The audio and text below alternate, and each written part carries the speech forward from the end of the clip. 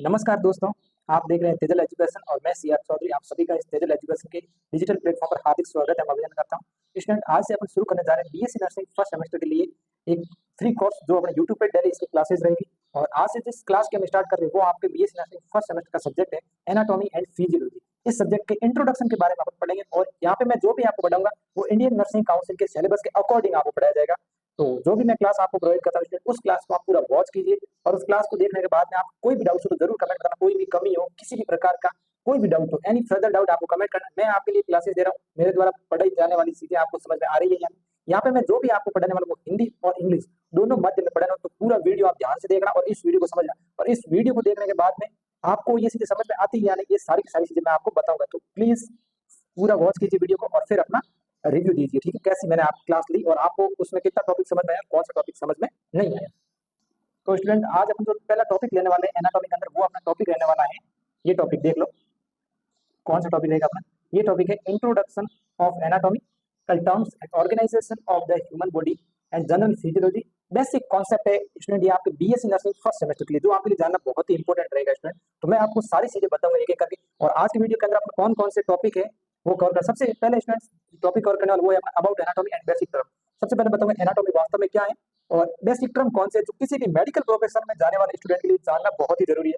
और इसके बाद जानूंगा मैं position of the body, body की पोजीशन है जो आप अगर मेडिकल प्रोफेशन में आए हो तो ये भी जानना जरूरी है। और उसके बाद मैं एनाटॉमिकल प्लान बनाऊंगा बताऊंगा, और ये प्लान कौन से होते हैं बहुत ही इंपॉर्टेंट है आपके यूनिवर्सिटी एग्जाम से रिलेटेड और कॉम्पिटिटिव एग्जाम के रिगार्डिंग बहुत ही मोस्ट इंपॉर्टेंट है ये एनाटॉमिकल प्लान तो स्टूडेंट।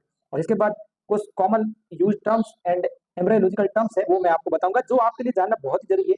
और स्टूडेंट इसके अंदर ये टाइप्स ऑफ बॉडी मूवमेंट, कौन कौन से बॉडी के मूवमेंट है, ये सारी चीजें मैं बताने वाला हूँ। तो स्टूडेंट आपके लिए सारी चीजें बहुत ही जरूरी है, तो प्लीज इस वीडियो को पूरा देखिए और कंप्लीट वॉच कीजिए, तभी आपको ये वीडियो पूरा समझ में आएगा, ठीक है स्टूडेंट्स। तो डायरेक्ट शुरू करते हैं। यहाँ पे स्टूडेंट सबसे पहले मैं आपको बताने वाला हूँ कि एनाटॉमी क्या होती है, ठीक है। सबसे पहले अपन बात करें एनाटॉमी क्या होती है, फिजियोलॉजी क्या, इनकी डेफिनेशंस क्या होती है, वास्तव में एनाटॉमी क्या चीज है उसके बारे में अपन जानेंगे। तो सबसे पहले स्टूडेंट मैं आपको बता दूं एनाटॉमी, एनाटॉमी की बात करते हैं। Study of the structure of human body and physical relationship between body system. सबसे पहले ये यहाँ पे बता रहा है study of the structure of human body. Anatomy का मतलब है जो भी अपनी ह्यूमन बॉडी है, जो मैं आपके सामने देख रहा हूँ, मेरी बॉडी की जो स्ट्रक्चर बनी हुई है उसकी स्टडी करना, यही है एनाटॉमी। और जितने भी बॉडी के ऑर्गन है इनका आपस में क्या रिलेशन है बॉडी सिस्टम के अकॉर्डिंग, उसकी जो स्टडी की जाती है वही एनाटॉमी। और ये आप यहाँ पे जो शॉर्ट डेफिनेशन है बिल्कुल इससे आप समझ भी गए होंगे, ह्यूमन बॉडी की इंटरनल एंड आउटर स्ट्रक्चर की स्टडी करना ही एनाटॉमी है। अब इसके बाद इसमें अगर बात करें फिजियोलॉजी, फिजियोलॉजी क्या होती है, study how the body system work and the way in the which the body integrated activities maintain. तो स्टूडेंट क्या बता रहा है, फिजियोलॉजी ये बता रही है जितने भी बॉडी सिस्टम है, जो अपने बॉडी के सिस्टम है वो कैसे वर्क करते हैं, उनका काम कैसे होता है और उनके बीच में जो बॉडी इंटीग्रेट एक्टिविटीज मेंटेन करती है वो कैसे करती है, ये सारा फिजियोलॉजी बताती है। मैं मतलब जितने भी अपने बॉडी के ऑर्गन्स है वो फंक्शंस कैसे करते हैं, वर्क कैसे करते हैं, ये सारा बताती है अपनी फिजियोलॉजी। और एनाटॉमी हमें क्या बताती है, अपनी बॉडी की स्ट्रक्चर है इसके बारे में, इसकी स्टडी करते हैं, बॉडी कैसे बनी है, बॉडी का फॉर्मेशन कैसे हुआ, ये सारी चीजें अपने एनाटॉमी के अंदर सीखने मिलती है। और जितने भी बॉडी के सिस्टम्स होते हैं, ऑर्गन्स होते हैं, उनका फंक्शंस होता है वो हम फिजियोलॉजी के अंदर पढ़ते हैं। तो स्टूडेंट आप डायरेक्ट अपन सबसे पहले मैं यहाँ शुरू करूंगा आपके लिए कैटेगरी ऑफ एनाटॉमी। स्टूडेंट अगर आप मेडिकल प्रोफेशन के अंदर आए हो तो आपके लिए ये जानना बहुत ही जरूरी है। तो स्टूडेंट सबसे पहले मैं यहाँ बता दूं आपको कौन कौन सी कैटेगरी होती है एनाटॉमी। बहुत सारी कैटेगरी स्टूडेंट, यहाँ मैं कुछ कैटेगरी बताऊंगा जो बहुत ही इंपॉर्टेंट है अकॉर्डिंग टू आपके मेडिकल प्रोफेशन। सबसे पहले अगर मैं बात करूं कैडेवेरिक एंड मैक्रोस्कोपिक एनाटॉमी। स्टूडेंट आप शायद जानते हो या नहीं जानते, मैं बता दूं कैडेवेरिक या मैक्रोस्कोपिक एनाटॉमी क्या होती है। जब भी अपन मेडिकल प्रोफेशन के अंदर जाते हैं तब सबसे पहले अपने को जो भी प्रैक्टिस करवाई जाती है वो डेड बॉडीज के ऊपर करवाई जाती है, मतलब जो लिविंग बीइंग नहीं होते, मतलब जीवित नहीं होते, डेड होते हैं, तो उनके ऊपर study on the dead bodies with neck dive. जब हम डेड बॉडीज की स्टडी करते हैं, डेड बॉडीज के जो ऑर्गन होते हैं, जो अपने स्पेशलिस्ट होते हैं वो अपने को बताते हैं, तो अपन अपनी नेक डाइव से जब डेड बॉडीज की स्टडी करते हैं, डेड बॉडीज के ऑर्गन की स्टडी करते हैं, तो वो होता है कैडेवेरिक एंड मैक्रोस्कोपिक एनाटॉमी, ठीक है। इसके बाद होता है लिविंग एनाटॉमी। लिविंग एनाटॉमी का मीन्स आप समझ गए, लिविंग मतलब जीवित, सजीव। तो स्टूडेंट लिविंग का मतलब होता है study of the living beings.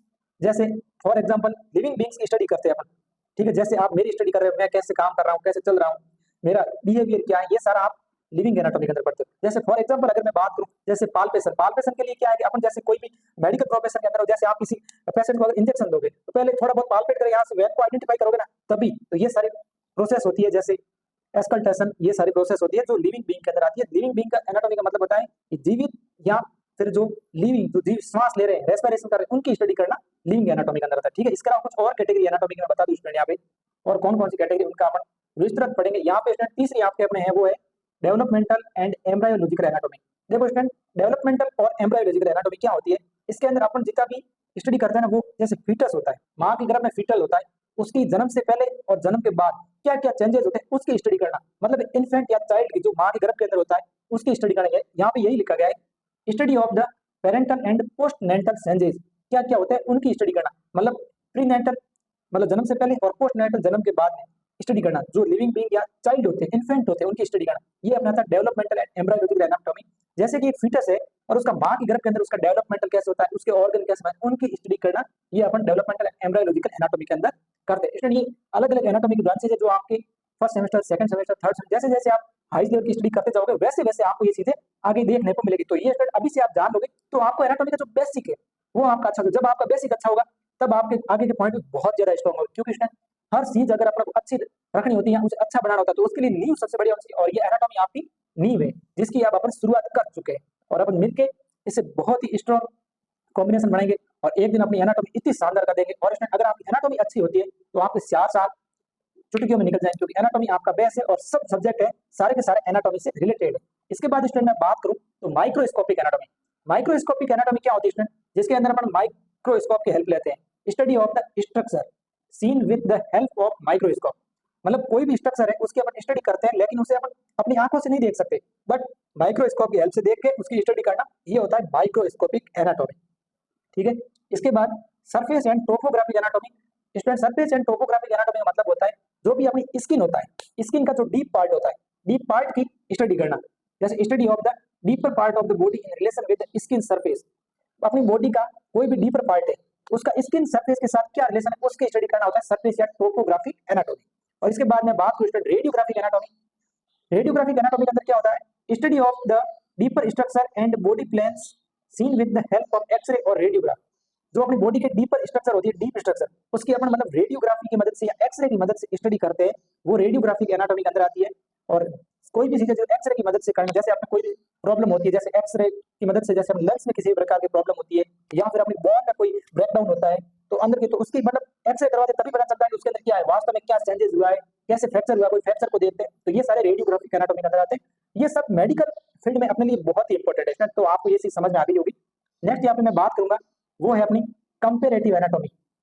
Comparative anatomy का मतलब होता है किसी के साथ कंपेयर करना, जैसे अपनी है study of the comparative anatomy, मतलब study of the anatomy of the other animals. जैसे ह्यूमन बॉडी को मतलब अदर एनिमल से आइडेंटिफाई करना, जैसे कि एनिमल्स के साथ में उनकी और एनिमल्स की बॉडी में क्या चेंजेस होता है, क्या क्या डिफरेंट होता है एनाटॉमिकल स्ट्रक्चर, तो वो सारी चीजें स्टडी की जाती है, वो कंपेरेटिव एनाटॉमी के अंदर की जाती है। और इसके बाद applied anatomy. Student, applied anatomy अपने सब्जेक्ट का भी नाम है। एप्लाइड एनाटॉमी का मतलब ये होता है हम कोई भी एप्लीकेशन या कोई भी प्रोसीजर फॉलो करते हैं, जैसे मेडिकल प्रोसीजर हो या सर्जिकल प्रोसीजर हो, उसको जब हम फॉलो करते हैं तो अपने एनाटॉमी के कुछ एप्लीकेशंस होते हैं, उनको फॉलो करना जरूरी होता है। देखो जैसे कि एक स्पेशलिस्ट सर्जन है, जैसे कि उसे अब गाल ब्लेडर का ऑपरेशन करना है, अगर गाल ब्लेडर की कोई पथरी है या फिर सिस्ट है, गांठ है अगर शरीर के अंदर, तो उसको रियल में आइडेंटिफाई करेगा, तो उसे ये तो मालूम होना चाहिए उसका कौन सा बॉडी का ऑर्गन कहाँ पे प्रेजेंट होता है, ये उस फिजिशियन को तो मालूम होना चाहिए। तो इसलिए आपको एप्लाइड एनाटॉमी है, इसका नॉलेज भी होना चाहिए। Application of anatomical knowledge to the medical and surgical procedure. Anatomy के कुछ एप्लीकेशन होते हैं जिनका मेडिकल एंड सर्जिकल प्रोसीजर में यूज होता है, जो सारे अपने इसके अंदर आते हैं। तो स्टूडेंट, मैंने आपको एनाटॉमी की कई कैटेगरी बताई स्टूडेंट, अगर आप इतनी कैटेगरी जान लेते हो एक बीएससी नर्सिंग के कोर्स में होते हुए, तो ये आपके लिए बहुत ही इंपॉर्टेंट चीज है स्टूडेंट, और बहुत ही मोस्ट इंपॉर्टेंट। अगर आप बीएससी नर्सिंग होते हो, अगर एनाटॉमी की इतनी वैरायटी जानते हो, तो आप भी एमबीबीएस के बराबर हो स्टूडेंट, इस बात का ध्यान रखें। तो स्टूडेंट, यहाँ पे मैंने आपको अब तक बताया है एनाटॉमी एंड फिजियोलॉजी की डेफिनेशन, इंट्रोडक्शन क्या होता है, और एनाटॉमी की कौन कौन सी कैटेगरीज होती है वो आपको समझ में आ गई होगी। अब स्टूडेंट, नेक्स्ट अपन जो इस वीडियो में बात करने वाले हैं वो अपन करेंगे anatomical terms. Student, anatomical terms अपने लिए बहुत ही इंपॉर्टेंट होती है, एक एक टर्म्स जो इंपॉर्टेंट है उन सभी की आज स्टडी करेंगे। हाँ, जहां तक होगा मैं आपको सारी टर्म्स पढ़ाने की कोशिश करूंगा, बट हो सकता है कुछ एनाटॉमिकल टर्म्स मैं आपको नहीं समझा पाऊं, तो उनको अच्छे से समझना है, कोई ज्यादा घबराने की जरूरत नहीं है। देखो स्टूडेंट, यहाँ पे सारी चीजें आपको पढ़ी जाएगी। अब जैसे कि कुछ बच्चे ऐसे भी होंगे जो हिंदी मीडियम होंगे, उन्हें इंग्लिश के टर्म देख के थोड़ा डर लगेगा, कोई जरूरत नहीं है डरने की।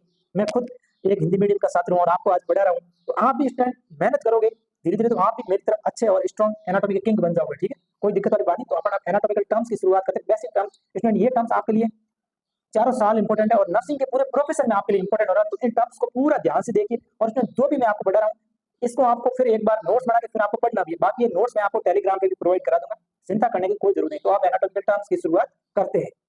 तो दोस्तों यहाँ पे सबसे पहले मैं एनाटॉमिकल टर्म्स की बात करूं तो अगर कोई भी आप अगर मेडिकल प्रोफेशन में काम कर रहे हो और आपको अगर कोई टर्म दिख जाए ए या एन दिख जाए, इसका मतलब क्या होता है? स्टूडेंट अगर ए या एन किसी भी जैसे यूरिया के आगे लिखा हुआ हो एन यूरिया, या फिर किसी भी चीज के आगे ए या एन लिखा हो, उसका मतलब क्या होता है? ए या एन का मतलब होता है लैक ऑफ। लैक ऑफ का मतलब होता है स्टूडेंट कमी होना, कोई भी चीज की डिक्रीज होना या कमी होना होता है। जैसे कि यहाँ फॉर एग्जाम्पल अगर बात करूं, जैसे कि एन यूरिया, एन यूरिया आ गया तो आप समझ रहे एन का मतलब होता है लैक ऑफ, लैक ऑफ मतलब कमी। और किसकी कमी? एन यूरिया मतलब यूरिया की कमी। इसका मतलब क्या होता है? अब्सेंस। अब्सेंस मतलब अनुपस्थिति, in decrease amount of urine, decrease amount of urine. जैसे कि अगर कोई पर्सन है और अगर वो पूरे 24 घंटे के अंदर 50 ml से भी कम यूरिन आउटपुट करता है, यूरिन आउटपुट मतलब बाहर निकालता है, तो स्टूडेंट उसको किसकी प्रॉब्लम है? एन यूरिया की प्रॉब्लम। मतलब उसका जो यूरिया है वो बाहर नहीं निकल रहा है और वो हार्मफुल कंडीशन भी क्रिएट करता है, तो इसका मतलब होता है अब्सेंस एन यूरिया। और एन का मतलब क्या है? लैक ऑफ कमी। एन यूरिया मतलब यूरिया की कमी या यूरिया इंक्रीज, जो बाहर जाता है ना यूरिया, जैसे अपन को मूत्र की मैं बात करूं तो उसके द्वारा यूरिन का एक्सक्रीशन होता है, तो फिर वो बहुत ही कम हो जाता है, तो ये चीज होती है एन यूरिया। और इसी प्रकार मैं बात करूं ए बी, ए बी का मतलब होता है अवे फ्रॉम। ए बी का मतलब अवे फ्रॉम, जैसे हमारी बॉडी से दूर जाना, जैसे मैं ये हाथ मेरा यहाँ से ऐसे दूर जा रहा है, तो ये क्या? अवे, मेरा मेरे से दूर जा रहा है, तो इसका मतलब होता है जैसे abduction, away from our body. Abduction एक मीनिंग है, इसका मतलब होता है हमारी बॉडी से दूर जा रहा है, जैसे मेरा हाथ है ये दूर जा रहा है, ठीक है, ये होता है अवे मतलब दूर जाना। ए बी का मतलब होता है इसी प्रकार एडी, एडी का मतलब टूवर्ड्स, नजदीक आना, नजदीक आना, ठीक है। जैसे एडक्शन, जैसे मैं अपने हाथ को खींच के नजदीक ला रहा हूं, तो ये क्या हो रहा है? एडक्शन हो रहा है, एडक्शन। और यही अगर मैं आप दूर लेके जा रहा हूं तो क्या हो रहा है? एबडक्शन हो रहा है। तो ये चीज आपको समझ में आ गई, टूवर्ड्स मतलब नजदीक लाना, और इसका एग्जांपल है adduction towards middle of out body, जो अपने मिड लाइन है इसके पास लेके आना, ठीक है। इसी प्रकार अगर मैं बात करूं कुछ और टर्मिनोलॉजी स्टूडेंट, जैसे साइटो या साइट, देखो स्टूडेंट साइटो या साइट का मतलब होता है सेल, ठीक है। ये बात तो आपने 12th में भी पढ़ी होगी, सेल की स्टडी को साइटोलॉजी कहते हैं, और साइट का मतलब होता है या साइटो का मतलब होता है सेल। और अगर यहाँ पे मैं फॉर एग्जांपल अगर इसकी टर्मिनल से रिलेटेड हूँ, जैसे एरिथ्रोसाइट, एरिथ्रो का मतलब क्या होता है? रेड ब्लड, रेड ब्लड, और साइट का मतलब क्या था? Cell, red blood cell. तो ऐसी टर्मिनोलॉजी आएगी इसमें मेडिकल की प्रोफेशन के अंदर, उनको ही ध्यान रखना, और उनके ये छोटे छोटे मीन है जो आपको बहुत इंपॉर्टेंट है और हर जगह आपके काम आने वाली चीज है, तो इनको समझोगे तो आप भी मेडिकल के किंग बन जाओगे, इसमें कोई घबराने की जरूरत नहीं। और इसी प्रकार एक और टर्मिनोलॉजी है ओमा। ओमा का मतलब होता है ट्यूमर। ट्यूमर का अगर हिंदी में मैं बात करूं तो क्या मीन होता है? गांठ, गांठ हो जाना, ठीक है। अगर इसी प्रकार मैं बात करूं ओस्टियोमा, अब ओस्टियो का मतलब क्या होता है? ओस्टियो किससे रिलेटेड होता है? बोन से रिलेटेड, हड्डी से रिलेटेड होता है। जैसे ओस्टियो मैंने यहाँ पे आपको एग्जांपल दे दिया, ओस्टियो मतलब बोन की ट्यूमर, मतलब हड्डी की गांठ, ये होता है। ओस्टियो का मतलब होता है बोन, और ओमा का मतलब होता है ट्यूमर। तो समझ में आ गया होगा बिल्कुल अच्छे से। इसी प्रकार अगर बात करें नेफ्रो, नेफ्रो किससे रिलेटेड? नेफ्रो का मतलब है नेफ्रॉन, नेफ्रॉन किससे रिलेटेड होता है? किडनी से, किडनी। जैसे अब अगर मैं इसके आपको एग्जांपल दूं तो क्या होता है? नेफ्रोलॉजी, नेफ्रो मतलब किडनी से रिलेटेड, किडनी की स्टडी करना, लॉजी का मतलब होता है स्टडी करना किसी भी चीज की। और इसी प्रकार न्यूरो, न्यूरो किससे रिलेटेड होता है? नर्व से, और नर्व का मतलब होता है न्यूरोलॉजी। इसी प्रकार ओस्टियो, ओस्टियो होता है बोन से रिलेटेड, और ओस्टियोलॉजी बोन की स्टडी करना। इसी प्रकार मायो, मायो होता है मसल से रिलेटेड, और मसल का मतलब होता है मायोलॉजी, ठीक है। तो ये सारी टर्मिनोलॉजी है जो आपको बिल्कुल समझ में आ गई होगी स्टूडेंट। और भी काफी सारी टर्म्स है जो मैं यहाँ आपको बता रहा हूँ, जैसे स्टूडेंट यहाँ पे आ गया कॉन्ड्रो, कॉन्ड्रो किससे रिलेटेड होता है? Cartilage, cartilage. और जैसे अब मैं बोल दिया कॉन्ड्रोलॉजी, तो किसकी स्टडी कर रहे हो? कार्टिलेज की स्टडी, ये बात। इसके बाद कार्डियो, कार्डियो किससे रिलेटेड? हार्ट से रिलेटेड होता है, तो हार्ट का कार्डियोलॉजी मतलब जैसे कोई भी आप स्टूडेंट अगर हॉस्पिटल गए हो, जैसे वहां पर न्यूरोलॉजिस्ट, तो वो किसका होता है? ब्रेन का डॉक्टर होता है। कार्डियोलॉजिस्ट, और कार्डियोलॉजिस्ट होता है जो हार्ट का विशेषज्ञ होता है। इसके बाद ऑस्टियोलॉजिस्ट भी होता है जो बोन से रिलेटेड होता है, ठीक है। तो ये सारे अलग अलग टर्मिनोलॉजी है जो आपको समझना जरूरी है, ये आपका बेसिक है, यही तो अपने को मेडिकल में सीखना है, और सीखना क्या है। इसी प्रकार अगर मैं बात करूं कॉन्ड्रोसाइट, तो कॉन्ड्रो किससे रिलेटेड होता है? कॉन्ड्रो कार्टिलेज से रिलेटेड होता है। और साइट का मतलब क्या होता है? सेल, इसका मतलब क्या है? एक मैच्योर कार्टिलेज सेल, समझ आ गई? Mature cartilage cell. इसी प्रकार ओस्टियोसाइट, ओस्टियो किस, ओस्टियो होता है बोन से रिलेटेड, और साइट होता है सेल से, इसका मतलब मैच्योर बोन सेल। इसी प्रकार डर्म, डर्म स्टूडेंट अपनी स्किन से रिलेटेड होता है, ठीक है। जो अपनी स्किन की सरफेस होती है, ये अपना डर्म स्किन से रिलेटेड, जैसे इसका एग्जांपल डर्मिस, डर्मेटाइटिस, ठीक है। तो ये आपको समझ में आ गया होगा।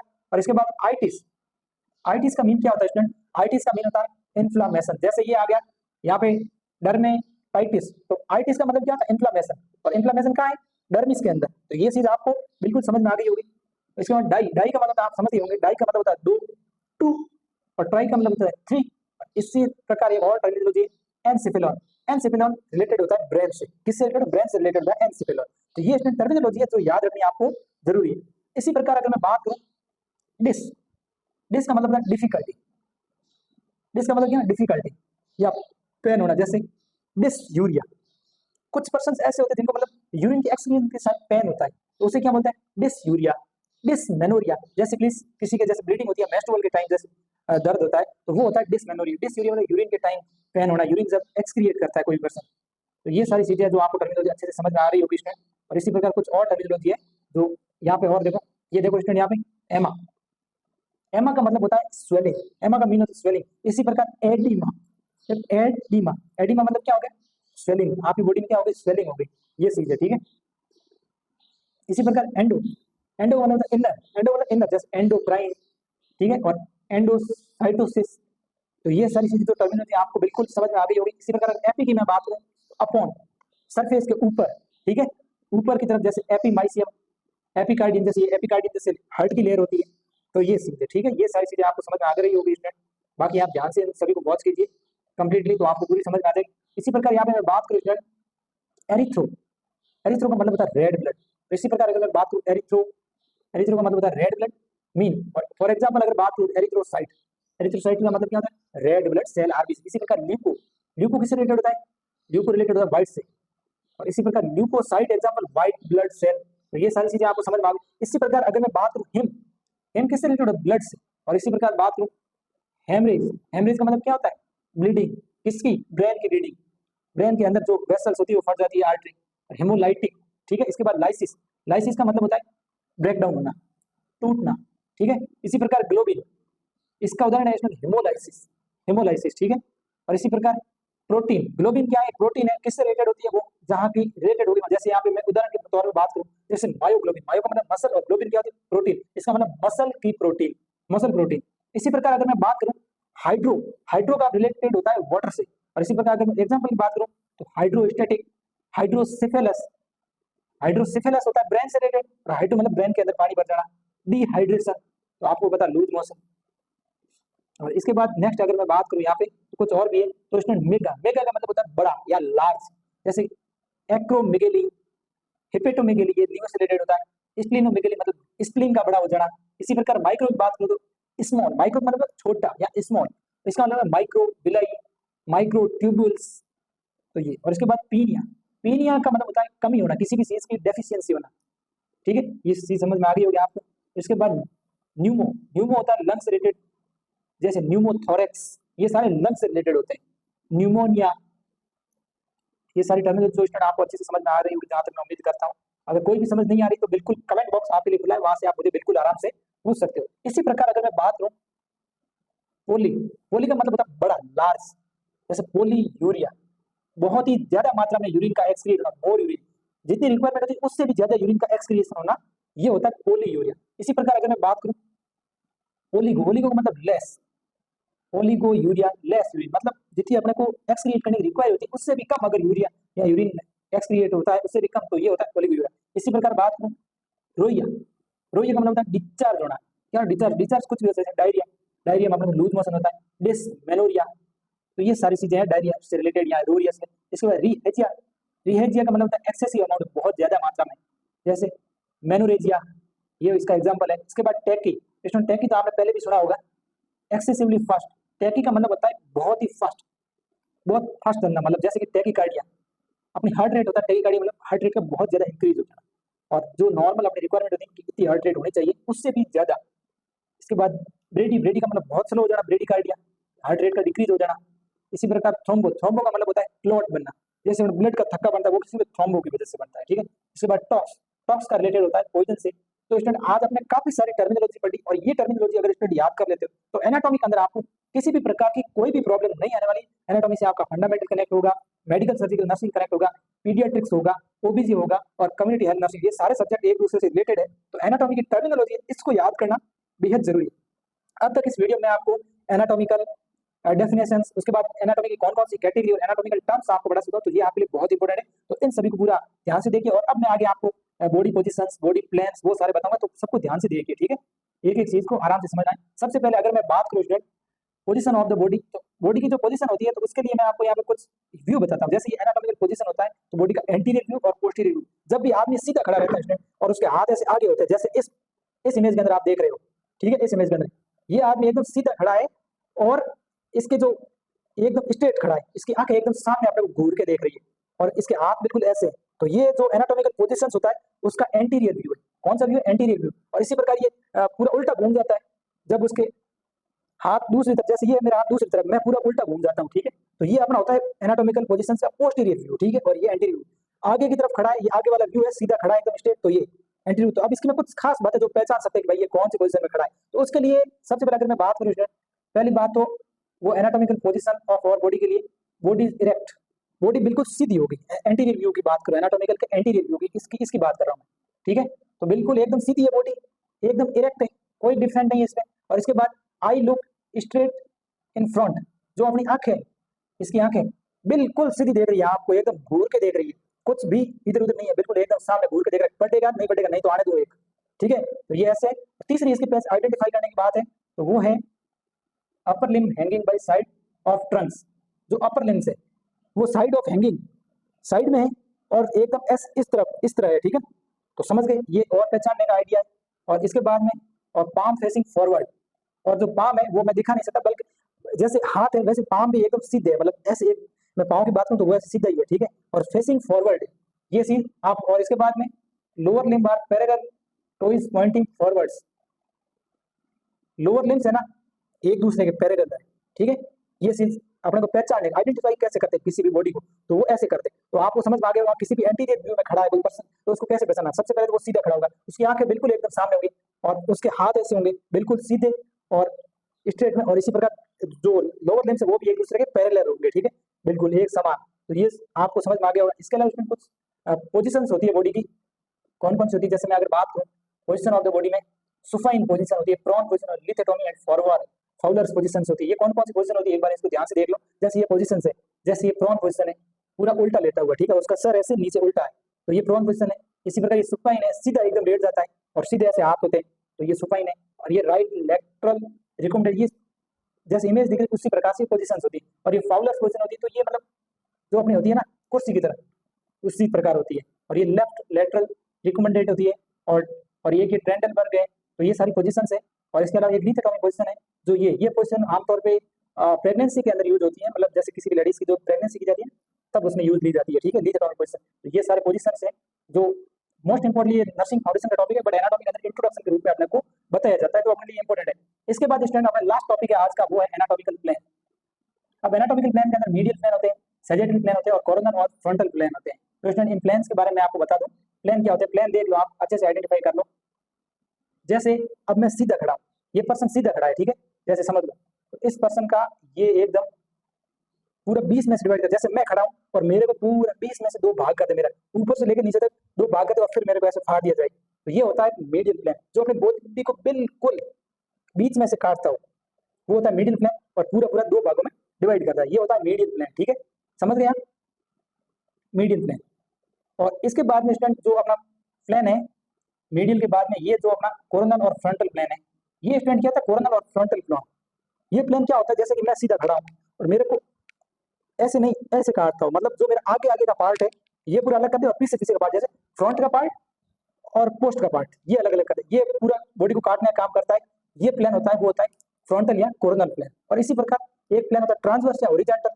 ट्रांसवर्स और हॉरिजॉन्टल प्लेन होता है स्टूडेंट, वो प्लेन मतलब अपनी बॉडी का जैसे ये ऊपर का धड़ है इसको अलग कर दे और ये बाकी नीचे वाले पार्ट अलग कर दे, ये होता है ट्रांसवर्स या हॉरिजॉन्टल प्लेन्स। स्टूडेंट ये अपने बॉडी प्लेन्स होते हैं जो सिर्फ यूनिवर्सिटी एग्जाम से रिलेटेड नहीं, कंपटीशन में भी इसका क्वेश्चन आता है, नॉन स्टेट में कई बार इस क्वेश्चन को पूछा जा चुका है प्लेन से रिलेटेड, तो ये आपके लिए बहुत इंपॉर्टेंट है। तो आज के वीडियो के अंदर स्टूडेंट मैंने आपको काफी सारे बताए, जैसे एनाटॉमी का इंट्रोडक्शन बताया, उसके बाद में एनाटॉमिकल टर्मिनोलॉजी कौन सी होती है, इसके बाद एनाटॉमिकल का जो इंटीरियर वो पोस्टीरियर व्यू कैसे आइडेंटिफाई करते हैं, और उसके बाद में बॉडी की जो पोजीशंस होती है वो कौन, इसके बाद बॉडी प्लेन्स होते हैं। अब स्टूडेंट अगर मैं बता दूं आपको कि अपनी बॉडी के कुछ पार्ट होते हैं एनाटॉमी जिन्हें बोला जाता है, जैसे मेरा ये आगे का पार्ट, इसे बोला एंटीरियर, पीछे के पार्ट को पोस्टीरियर, जो ऊपर का पार्ट होता है इसे सुपीरियर बोला जाता है, जो नीचे के पार्ट होते हैं इन्फीरियर बोला जाता है, और जो साइड का पार्ट होता है उसे बोला जाता है जैसे लेटरल पार्ट। तो ये आपको ध्यान रखना है, ये एनाटॉमी के में बहुत इंपॉर्टेंट है, जो चीजें यहाँ पे नहीं लिखी है।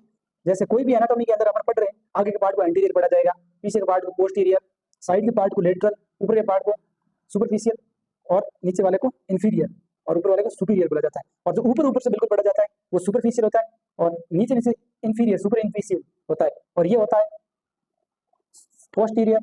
और यहाँ पे जो अपन पढ़ते हैं डिस्टल डिस्टल पार्ट होते हैं। ठीक है, ये सारे आपको चीजें समझ में आ गई होगी एनाटॉमिकल टर्म्स की। स्टूडेंट जहां तक मैं उम्मीद करता हूँ एनाटॉमी के इंट्रोडक्शन रिलेटेड आपको सारी चीजें समझ में आ गई। कुछ इंट्रोडक्शन और बाकी जो मैं नेक्स्ट वीडियो के अंदर लेके आऊंगा, एक साथ सारी चीजें या सारा बर्डन आपके ऊपर देना भी गलत होगा। बाकी स्टूडेंट आप मुझे ये बताइए, आज की मैंने जो क्लास पढ़ाई आपको समझ में आई या नहीं, कमेंट में ये बताना सबसे पहले। अगर आपको कोई भी डाउट, कहीं भी डाउट लगा हो तो जरूर उसको कमेंट बॉक्स में कमेंट करें, ताकि मैं कल उसमें सुधार करूं। और कोई भी डाउट नहीं आपको समझ में आता है जैसे, तो मैं उसको भी वापस आपको समझाने की कोशिश करूं, ताकि आपको समझ में आ जाए। स्टूडेंट आप जब मुझके अंदर या मेरे अंदर कमियां निकाल के आप मुझे बताओ, तभी तो मुझे पता चलेगा कि मैं कहाँ पे गलती कर रहा हूँ। बाकी स्टूडेंट आपको आज की क्लास कैसी लगी? अगर क्लास अच्छी लगी तो जरूर इस वीडियो को लाइक करना और अपने दोस्तों तक शेयर करें, जो भी बीएससी नर्सिंग कर रहे हैं और बीएससी नर्सिंग की फ्री स्टडी करना चाहते हैं, तो उनके लिए डिजिटल एजुकेशन के इस यूट्यूब चैनल पे सबका वेलकम है। और जिनको ये क्लास अच्छी लगी वो जरूर इस वीडियो को लाइक करें, आपके लाइक से काफी मोटिवेशन मिलता है। और स्टूडेंट थोड़ी सी आपसे भी मैं निवेदन करना चाहूंगा कि अपने इस डिजिटल एजुकेशन का यूट्यूब चैनल है उसको सब्सक्राइब करके bell icon notification press on कर देना वहाँ पे, ताकि आपको आने वाली अगली क्लास का नोटिफिकेशन सबसे पहले मिले। और ये जो भी मैंने क्लास पढ़ाई है इसके आपको नोट्स चाहिए तो उसके लिए डिजिटल एजुकेशन का टेलीग्राम ग्रुप और व्हाट्सएप चैनल है, जिसकी लिंक वीडियो के डिस्क्रिप्शन दी गई है, तो वहाँ से आप ज्वाइन हो सकते हो। और ज्वाइन होकर आप बिल्कुल नोट्स भी लिख सकते हो, और नोट्स आपके फ्री रहेंगे। तो बिल्कुल टेलीग्राम ग्रुप लिंक डिस्क्रिप्शन, वहाँ से ज्वाइन हो जाना, नोट्स आपको फ्री रहेंगे, कोई भी यहाँ पे पेड चीज नहीं, बिल्कुल सारी की सारी चीजें फ्री है। तो बिल्कुल बस आपकी सपोर्ट की जरूरत है, जो आप दे रहे हो, और भी आगे भी आपकी सपोर्ट की जरूरत है। आज की क्लास में यही कंप्लीट करूंगा, फिर मिलेंगे एक नई क्लास में नई एनर्जी और नई ऊर्जा के साथ। तब तक बने रहिए और अपना ख्याल रखिए। आज के लिए कंप्लीट करते टॉपिक, कल फिर मिलेंगे, तब तक के लिए जय हिंद जय भारत, थैंक यू।